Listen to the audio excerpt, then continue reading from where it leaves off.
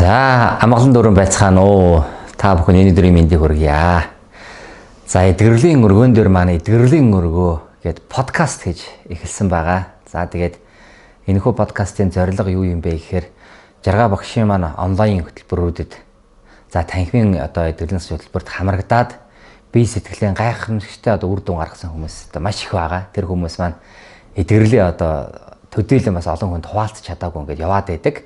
Ямар ч хэсэн идэгцэн гэдгийг багштай баг хамт олондоо хэлээд ингээд өнгөрсөн байж байгаа. Тэгэхээр эдгээр хүмүүс маань өөрийнхөө бие дээр өөрийнхөө сэтгэл дээр гаргасан тэр гайхамшигтай үр дүнгээ бусдад хуваалцаж, бусдад буян хий.